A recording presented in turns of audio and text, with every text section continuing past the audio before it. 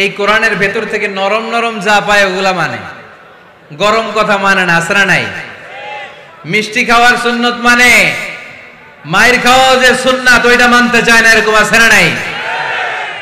সুন্নাত নয় শুধু দাওয়াতের মেহমান, সুন্নাত নয় শুধু খাওয়া শেষে মধুপান,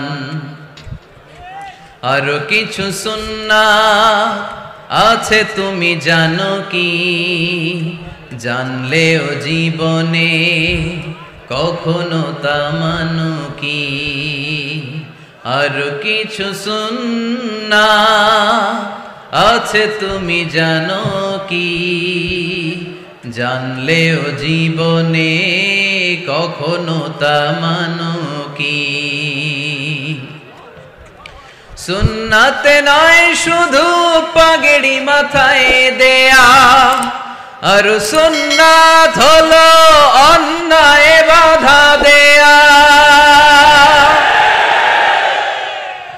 সুন্নাত নয় শুধু মেষ চড়াতে যাওয়া, আর সুন্নাত হলো রাষ্ট্রনায়ক হওয়া।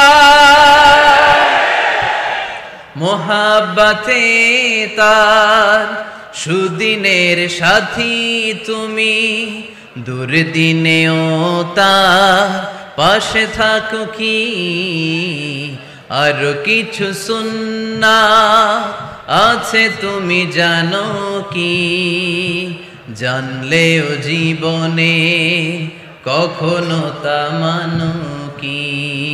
ইসলাম ধর্মের 4 নাম্বার বৈশিষ্ট্যের নাম হচ্ছে আল উমুম।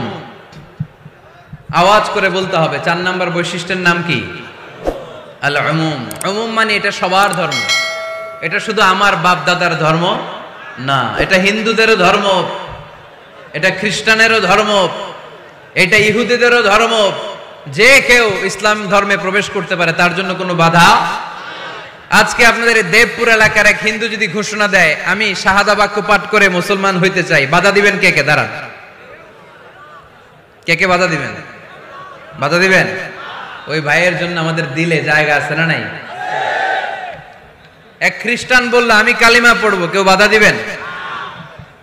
এক নাস্তিক বললো অনেক বান্দরামি করছি, আমি ভালো হবো, আমি মুসলমান হইতে চাই, আমরা না বলবো? বারণ করব কেউ?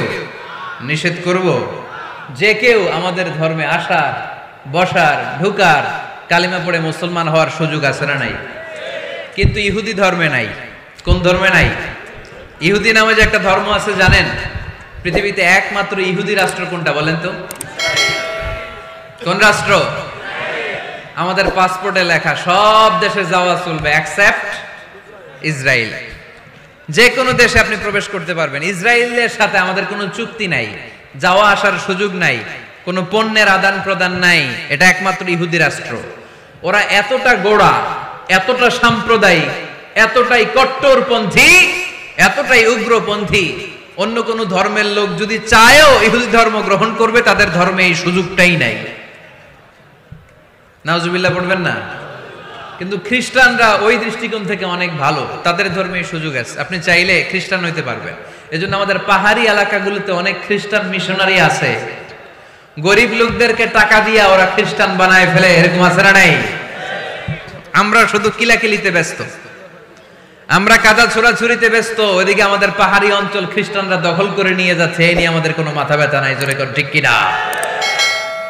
ওরা অনেক মিশনারি ওয়ার্ক করে, ওরা অনেক কাজ করে, খ্রিস্টান হওয়া যায় কিন্তু ইহুদি হওয়া যায় না।